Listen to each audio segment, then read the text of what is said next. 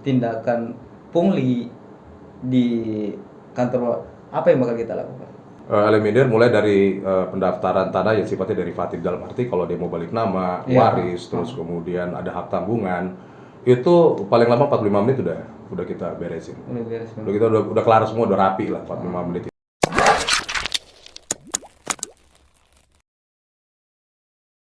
Assalamualaikum warahmatullahi wabarakatuh. Kembali lagi di Sampul Said.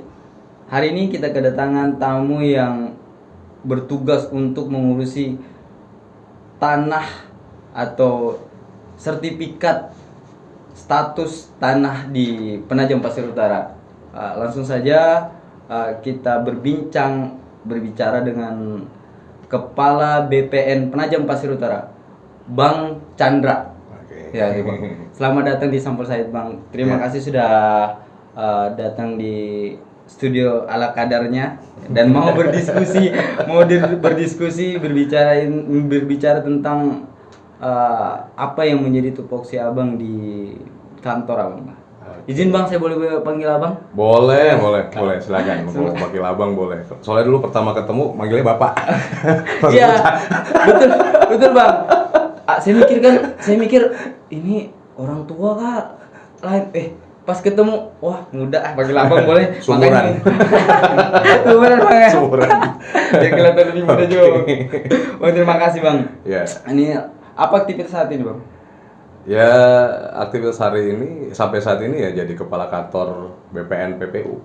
Di luar itu ada gini. Nggak ada, cuma itu aja.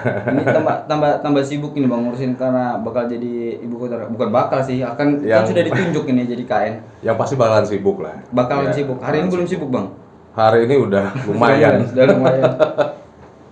Bicarain tentang BPN Bang. Ya. Apa sih tugas BPN itu sebenarnya Bang? Bicarain karena orang kan banyak ini bertanya apakah cuma ngurusin surat-surat yang atau legalitas mereka sebagai hak tanah mereka, masyarakat maksud saya gitu. Ya. Jadi sebenarnya BPN itu salah satu instansi vertikal ya yang ada di Indonesia. Tugas utamanya itu adalah mengawal pertanahan. Ya, sebagaimana amanat Undang-Undang 1945 pasal 33 mengatakan bahwa tanah adalah dikuasai oleh negara dan dipergunakan sebesar-besarnya untuk kemakmuran rakyat Indonesia. Nah, disitulah BPN hadir. Nah, kalau bahasa awamnya mungkin masyarakat lebih mengenal BPN adalah instansi pemerintah yang buat sertifikat, kan gitu. Nggak jauh-jauh, pokoknya identik tuh BPN, sertifikat. Padahal sebenarnya masih banyak hal-hal lain yang selain sertifikat. Nah, sertifikat ini kan sebenarnya ya salah satu ya tugas dari BPN itu sendiri untuk mendaftarkan tanah yang masyarakat, pendaftaran tanah namanya. Nah, salah satu bukti bahwa masyarakat sudah daftar tanahnya, itulah kita berikan sertifikat. Nah, sebagai tanda bukti. Sebagai tanda bukti. Betul. Jadi status tanahnya itu tidak ada keraguan gitu ya, status dia. Harapan kita begitu. PPU bakal jadi KN Bang. Ya. Problem apa yang dihadapin? Karena maaf ini rada-rada beberapa tahun lalu, sekitar setahun atau 2 tahun yang lalu, mindset masyarakat tentang masalah BPN kan ini rada-rada rumit ini Bang. Okay. Rada-rada ini kita terbuka aja Bang ya. Oke. Ya. Bagaimana nih Bang untuk terkait tentang keluhan-keluhan yang dulu jadi keluhan dan upaya Abang sendiri untuk menyelesaikan itu gimana? Oke, baik. Kebetulan hari ini tanggal 8 November ya, tahun 2021, bertepatan sekali dengan Hari Tata Ruang Nasional. Dan kebetulan juga saya setahun udah di sini. Pas tahun November setahun di sini. Jadi pas begitu diamanahkan dari negara untuk jadi kepala kantor di PPU, yang pertama saya lihat itu adalah media sosial, karena tetap dia ada jejak digital. Dari situ kita melihat media sosial, media elektronik, hampir boleh dikatakan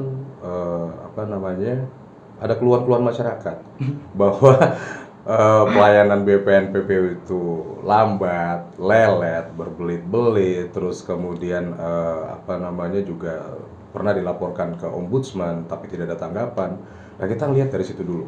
Oh, ternyata kita sebagai instansi BPN melayani masyarakat belum bisa memberikan apa sih yang dibutuhkan sama masyarakat. Nah, setelah itu ya kita melihat ke dalam dulu. Ya gimana orang-orangnya, SDM-nya, bagaimana peralatannya, gimana ruang kerjanya, gimana respon masyarakat. Ya udah itu kita lihat. Nah, waktu saya awal November 2020 itu dulu yang kita lihat. Kaget Bang lihat kondisi kantor Abang atau gimana? Ya jujur aja awal pertama ngeliat kantor ya ini mau jadi IKN tapi kok kantornya kecil sekali gitu di antara gedung-gedung bertingkat di sebelah kiri dan kanan. Tapi nggak apa-apa lah, kita coba tata dulu. Jadi saya ingat pesan Kanwil saya dulu itu Pak Asnedi. Ya, bahasanya gini, kita nyantai aja ya. Chan, itu harus dipindahin tuh, harus dibedain mana mana barang bernyawa dan mana barang yang tidak bernyawa.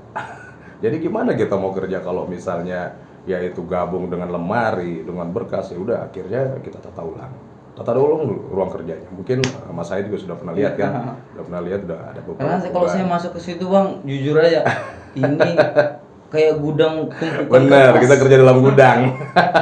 Maaf nih Bang. Ya, itu yang saya pikirkan pertama, gimana kita bisa memberikan pelayanan terbaik, karena kita tidak bisa bekerja dengan baik, karena bekerja dalam gudang. Ya udah kita, walaupun tempatnya kecil, ya kita coba rapikan, yang penting bersih, nyaman, udah.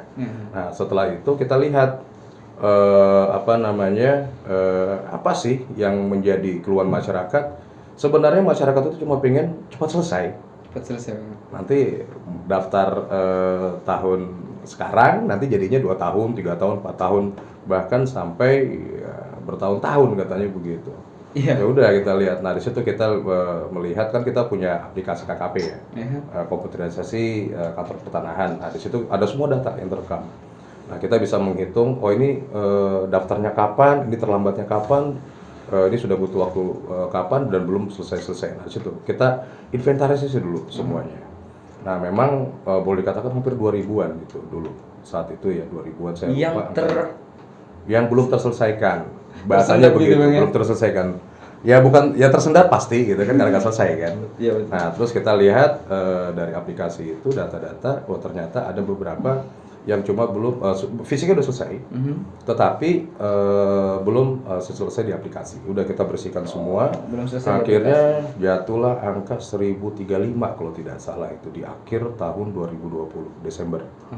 Nah 1035. Nah setelah melihat itu ya kita sampaikan, kita ketemu dengan semua staf bahwa ini ada tunggakan.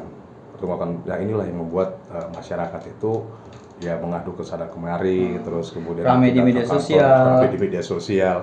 Ya gimana mereka nggak marah ya, mereka merasa tidak nyaman karena udah bertahun-tahun nggak selesai ya udah. Paling lama berapa lama Bang yang Abang tahu pada waktu itu? 2012 ada. Bayangkan 2012 ada, cuma belum selesai.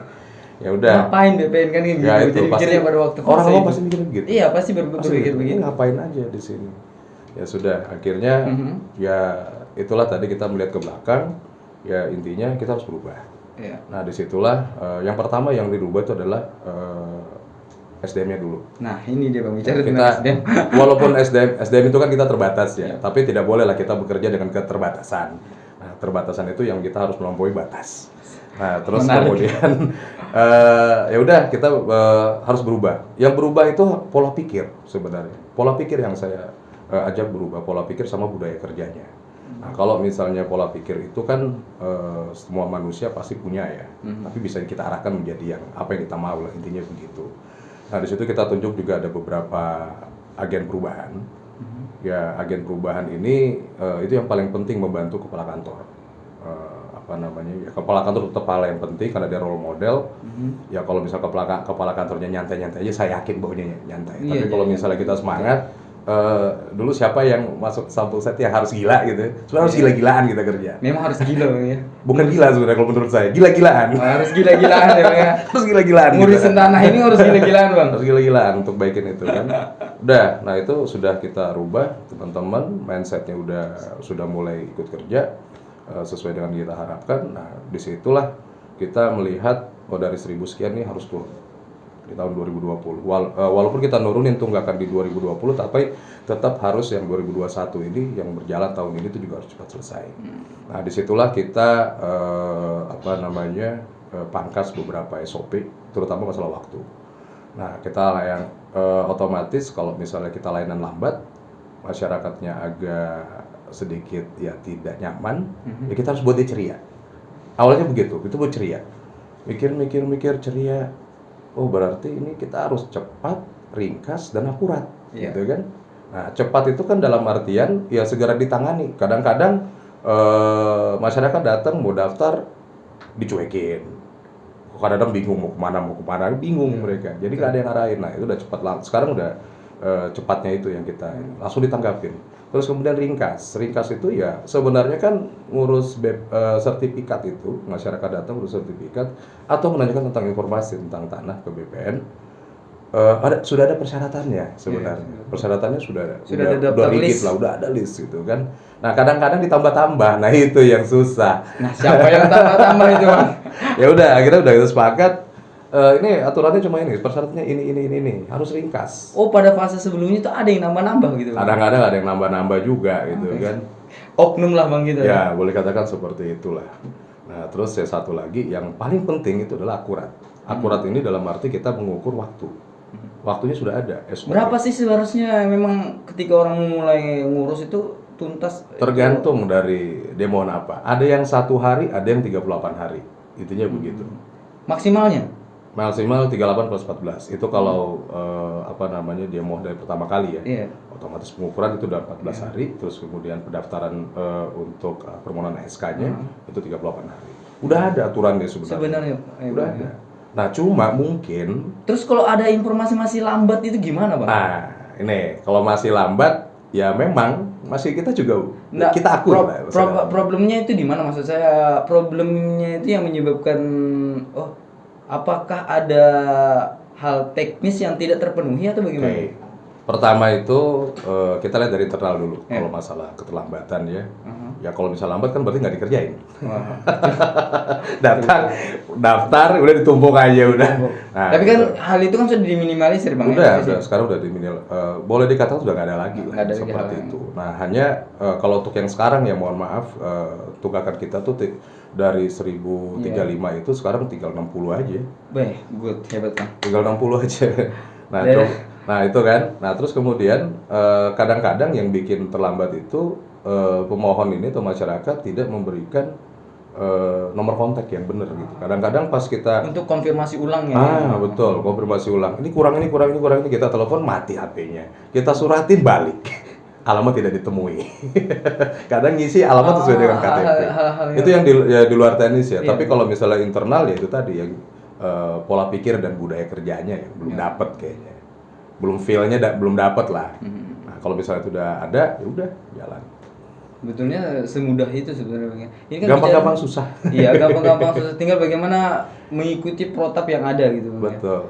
Untuk mengantisipasi kemungkinan maaf ini tanda kutip ada oknum atau maaf ini calo, itu apa pola yang bakal dilakukan oleh BPN sendiri Bang? Sebenarnya gini, kalau kita berbicara calo di BPN tuh boleh dikatakan tidak ada. Nggak ada Bang? Ada sebenarnya. Kenapa? Ya rata-rata yang punya tanah, ya misalnya saya punya tanah nih, saya sibuknya luar biasa gitu kan. Wah, saya kalau mau datang ke BPN harus begini.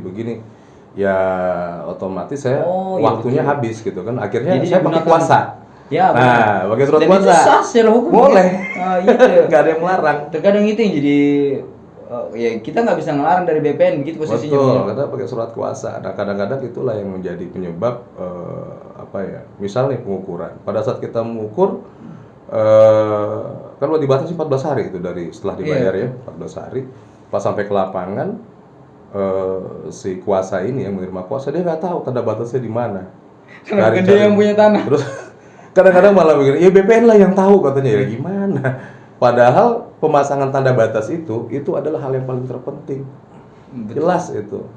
Pertama, mulai pada saat dia mau sertifikat pertama kali mengukur, otomatis harus tanda batas. Betul. Terus kemudian pemeriksaan tanah. Pemeriksaan tanah yang dicek tanda batas sudah ada belum, sudah terpasang belum, sudah disetujui belum sama samping-sampingnya. Terus kemudian SK, keluar surat keputusan pemberian hak. Nah, di situ juga disampaikan bahwa Anda wajib memasang dan memelihara, bayangin, memelihara tanda batas sampai sertifikat. Ditulis di belakangnya, ada. pasal di PP 24 itu dicantumkan salah satu pasalnya bahwa wajib memasang dan memelihara tanda batas. Nah ini yang kadang-kadang sering lupa sama masyarakat. Artinya kepedulian masyarakat itu sendiri Betul. bicara tentang menjaga asetnya dia ya. Betul. Nanti kalau ada apa-apa bilangnya BPN yang tahu gitu kan, ini lucu gitu kan, tanah-tanah dia gitu kan. Kita Yang punya bayangin, aset siapa gitu. di PPU ini cuma 55 orang ASN plus PPNPN. Harus jaga tanah se-PPU.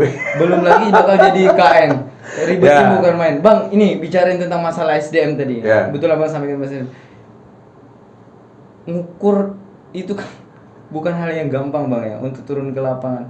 Tenaga kita itu berapa sih Bang sebenarnya? 4. Untuk PPU 4. Ya itu mungkin ya ada beberapa, ya mungkin gini, kalau tadi bicara flashback tentang keluar masyarakat, sudah kita sudah mulai udah eliminir ya. Eliminir mulai dari pendaftaran tanah yang sifatnya derivatif, dalam arti kalau dia mau balik nama, waris, terus kemudian ada hak tanggungan, itu paling lama 45 menit udah kita beresin. Udah kita udah kelar semua, udah rapi lah 45 menit itu. Tergantung dari masyarakat yang mau ditunggu apa mau diambil berikutnya. Karena kita kasih tahu ini sudah selesai, ini sudah oke. Nah, terus kemudian untuk yang pemeriksaan tanah, orang bilang itu katanya panitia A atau panitia pemeriksaan tanah. Itu udah kita sampai hari ini cuma ada tinggal 33 kalau tidak salah, 33 tunggakan yang belum berjalan di tahun ini 2021. Nah, itu juga sudah kita pangkas. Nah, yang susah ini pengukuran, jujur aja. Ya, itu. Nah, hampir semua itu pasti membutuhkan pengukuran, mau apapun. Dan itu butuh orang yang ada spesifikasi tersendiri. Itulah. Orang yang minimal D1 D1 dari pertanahan STPN. Atau setidaknya dia menguasai lah penggunaan alat. Kalau masalah ngukurnya gampang.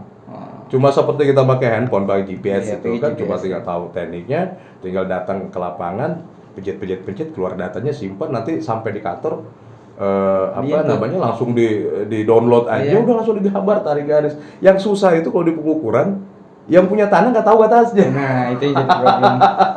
Dan kebanyakan kasus seperti itu Bang. Hampir semua begitu, dan semua masalah sengketa, tumpang tindih, bla bla bla dan lain-lainnya yang bikin ya pusing kita juga ya. Itu karena tanda batasnya nggak ada. Nggak ada tanda batas. Ya, kalau misalnya pun itu mereka pohon saya dulu saya tanam gitu.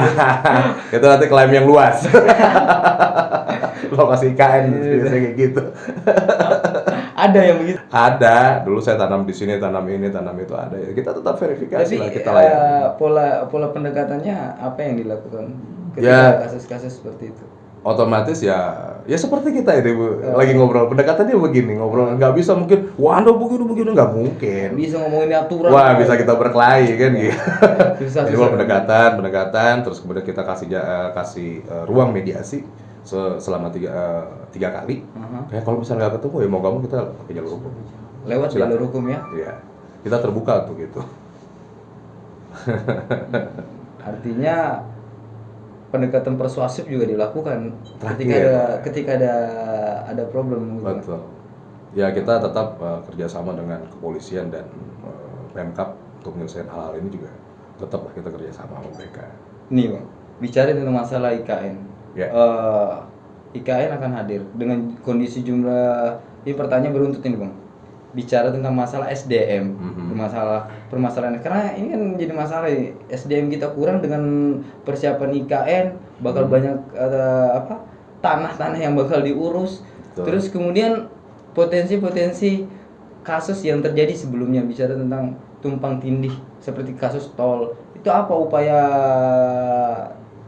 BPN untuk mengantisipasi hal-hal itu? Sudah sampai sejauh itu tidak Bang? Sebenarnya itu udah diajarin sama Dora. Tahu Dora The Explorer? Paham. Tahu kan yang belum kartun itu. Saya butuh peta. Nah. Peta. Kuncinya di peta. Jadi pada saat IKN itu dicetuskan atau dicanangkan oleh Pak Presiden kita, langsung dari Kementerian ATR BPN itu langsung turun tangan. Kalau tidak salah sebulan setelah pencanangan itu langsung ya silakan. Jadi saya punya nih. Nanti ganti ruang sampul Chandra. Jadi ya udah langsung dari Kementerian ATR BPN itu udah langsung turunin beberapa stafnya untuk melaksanakan pemetaan IP4T, inventarisasi penggunaan, pemilikan, penguasaan tanah. Itu seluruh lokasi IKN, mau yang dari kawasan inti pemerintahan, kawasan IKN-nya sendiri sampai pengembangannya. Sudah sampai persiapan sampai tingkat itu. Sudah sampai segitu. Itu terus pemetaan itu sangat detail. Nah, itu menjadi bahan buat Bappenas dan pemerintahan pusat untuk menganalisa. Nah, setelah itu setahun kalau tidak salah berjalan terus seperti itu. Hasilnya juga sudah sampai di kementerian. Ini pemerintah pusat ya, bekerja sama dengan Kanwil, kita cuma support saja. BPN PPU dengan BPN Kukar itu cuma support. Nah, setelah itu kan masih sifatnya tematik ya. Tematik dalam arti dia masih global. Nah, karena dia ada IKN, karena tadi saya bilang kita harus berbicara peta, otomatis petanya itu harus berbasis bidang. Nah, apa mungkin dengan 4 orang itu bisa mengukur seluruh IKN itu kan? Nah, akhirnya pakailah program PTSL. Nah, PTSL ini ada yang dibiayai dari APBN murni, ada yang dari pinjaman hibah luar negeri. Nah, kebetulan untuk lokasi yang IKN ini, ya kita cuma petain aja. Tapi basisnya bidang. Jadi bidang per bidang. Bidang per bidang itu kalau sampai hari ini sekitar 13 ribuan lah. 13.000 itu udah selesai. Udah selesai. Udah selesai. Udah dipetain semua. Lari banget kayaknya Bang BPN. Harus. Ya itu tadi. Harus gila-gilaan. Betul. Memang harus gila-gilaan. Tapi dengan kondisi yang ada, bagaimana respon Abang? Ya sudah maksimal nih. Masih ada keluhan nggak Bang?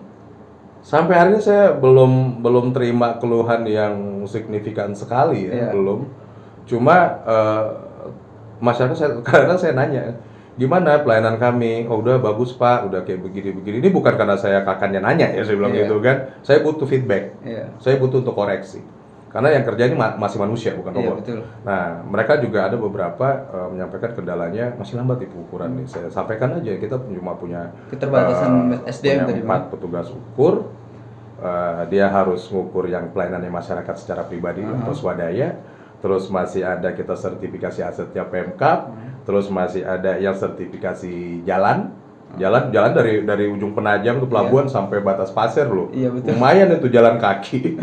Kalau itu mau terus towernya PLN, tapi udah selesai semua, tenang aja. Udah selesai jalan semua. Sudah Bang? Udah semua. Tinggal kita udah ngambil ukurnya, tergantung mungkin tahun 2022 itu udah selesai semua sertifikasinya.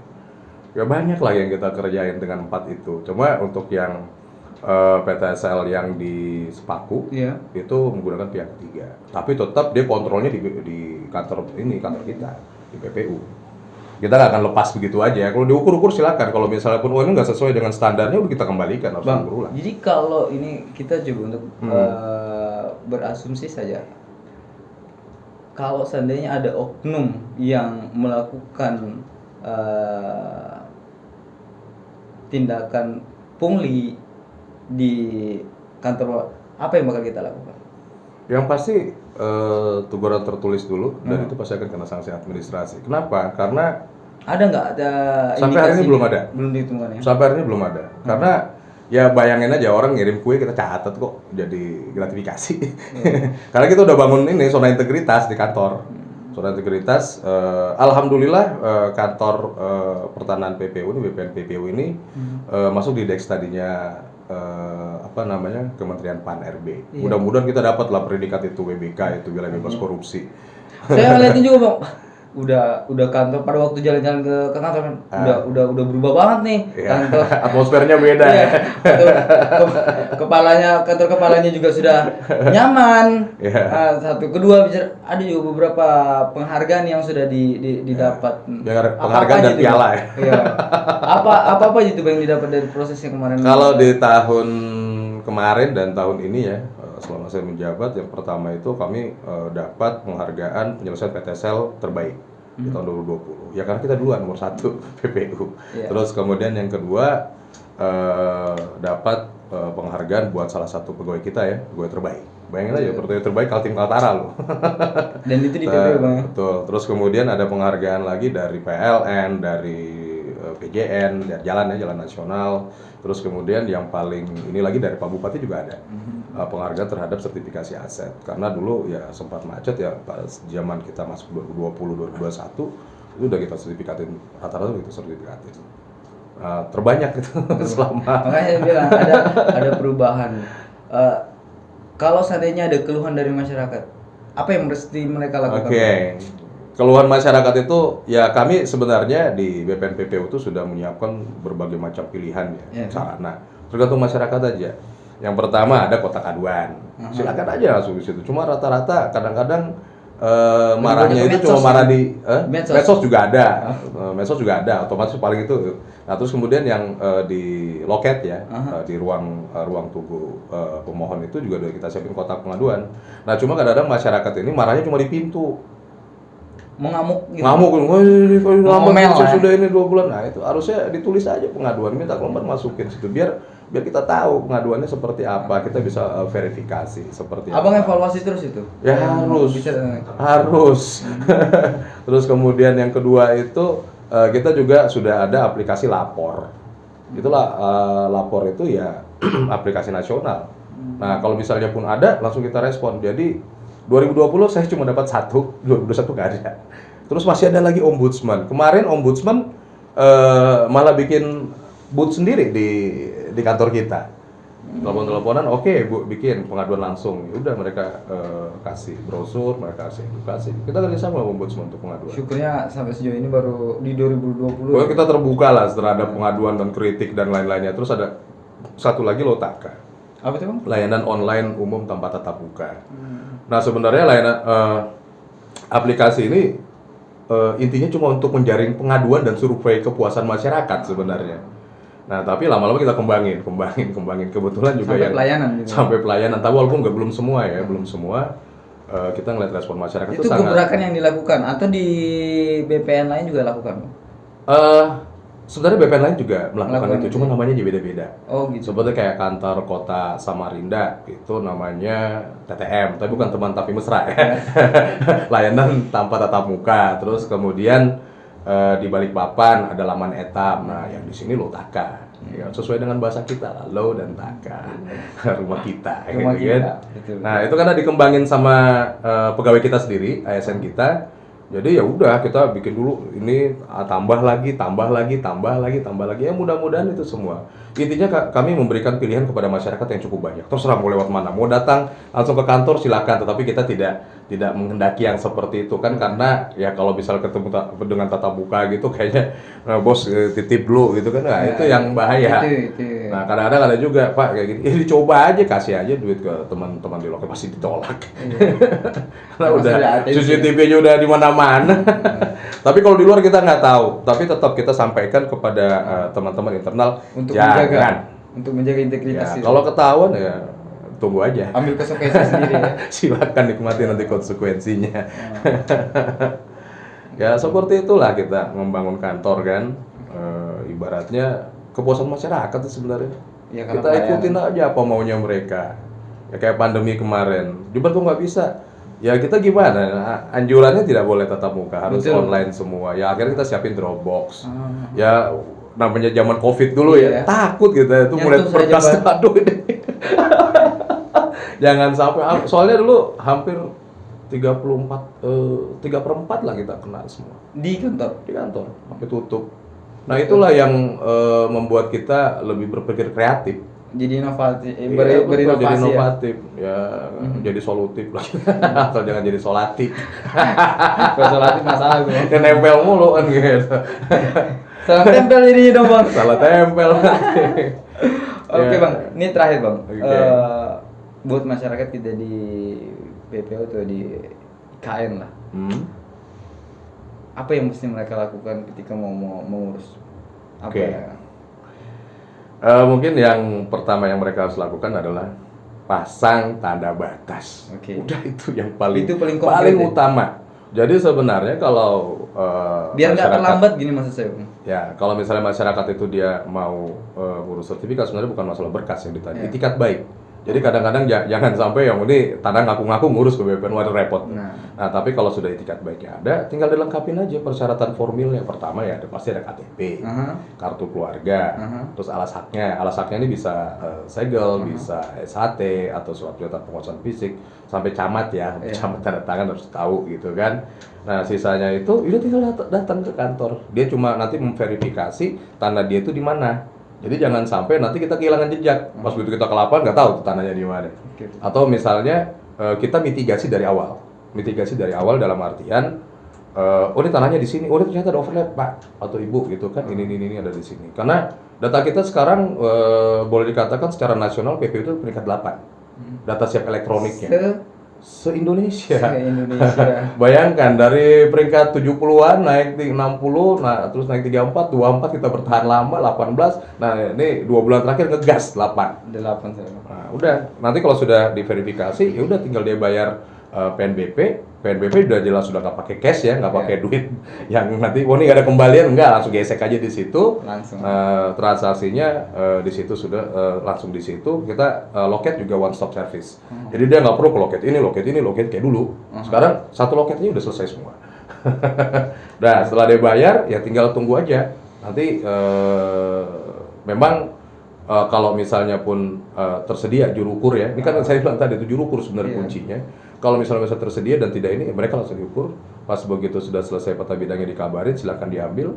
Nah kalau misalnya sudah seperti itu, ya terima peta bidang ya tinggal di mohon pemeriksaan tanahnya. Nah pemeriksaan tanahnya selesai, bikin RPD, RPT, semua. Pokoknya di kantor lah ya, diolah di kantor, udah tinggal keluar SK. Nah, SK jangan lupa bayar BPHTB.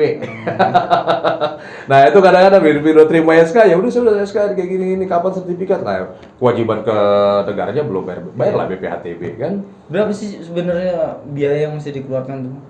Relatif tergantung luas sebenarnya. Tergantung luas. Semuanya ada di PP 128 tahun 2015. Kalau misalnya ada staf kami di BPN yang minta lebih dari yang diatur di PP 128, ya tinggal bikin aduan aja. Nanti pasti ditindaklanjuti. Ya, kita udah udah capek loh setahun bangun kantor. Tiba-tiba ada yang kayak begitu kan. Masalahnya yang dibangun itu bukan cuma kantor bang, karena memperbaiki sistem itu yang paling betul, sistem yang paling susah. Ya, sistem jadi ya mohon maaf sekali masyarakat BPU kalau misalnya pun ada pelayanan BPN di sebelum-sebelumnya dianggap agak lambat, buruk, lelet, saya secara pribadi dan instansi mohon maaf lah intinya begitu.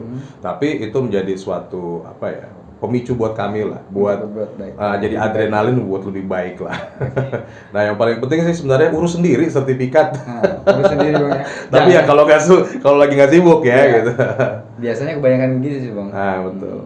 Ya kita juga untuk yang paling berkesan itu layanan ceria sih sebenarnya. Layanan cepat, ringkas, akurat itu ada yang layanan 1 hari, 3 hari dan hari istimewa. Ya kemarin kita juga bikin bulan September ceria, pas bulan Bakti Agraria kita bikin itu. Cuma masuk 45 menit udah selesai gitu. Tapi untuk beberapa ya tanpa melibatkan pengukuran maksud saya. Balik nama misalnya gitu bang? Balik nama itu ya kalau di SOP-nya kan sampai 5 hari ya. Ya kita cuma 45 menit aja. Nah, kalau misal melewati kita bilang layanan ceria kan quick win ya. Kalau SOP-nya 5 hari, quick win-nya 3 hari. Kalau misalnya pun kita lewat dari 3 hari kita akan kompensasi. Ya kadang-kadang juga masyarakat ya udah saya lambat-lambat aja katanya gitu biar dapat muk cantik. Atau diantar ke rumahnya kan. Ada gitu. juga yang begini. Bercandaan mereka, tapi ya kadang-kadang udah selesai ya. Ada yang sampai segitu bang respon masyarakat. Ada, udah selesai. Karena asumsinya dulu itu kan kita nggak bicara tentang masalah ya. Karena dulu kan orang mikir selama itu gitu loh. Ya betul. Ya mudah-mudahan dengan kita percepat ya. Mungkin tahun ini kan ada cuma hanya 8 layanan ceria ya. Ya mungkin dengan sering sejalan nanti 2021 akhir 2021 ini kita evaluasi. Oh ternyata kita bisa nanti tambah layanan ceria yang lainnya. Jadi intinya itu buat masyarakat ceria aja, cepat, ringkas, akurat untuk sertifikasi. Oke, Bang. Terima kasih banyak Bang udah datang di Sampul Said dan udah mau meluangkan. Ke depan saya berharap bisa datang lagi, kita akan bahas lebih jauh. Boleh. Tentang ya karena saya pikir IKN bakal hadir dengan keterbatasan Abang juga dengan SDM, apalagi bicara tentang juru ukur tadi itu, saya pikir itu masalah yang paling besar sebenarnya Bang. Tapi terlepas dari itu semua, tetap semangat Bang, ya, kasih pelayanan buat masyarakat. Siap. Oke, thank you Bang. Terima kasih. Saya Syed Hasan dan bersama Bang Chandra, Kepala BPN Penajam Pasir Utara. Billahi taufiq wal hidayah. Wassalamualaikum warahmatullahi wabarakatuh. Waalaikumsalam.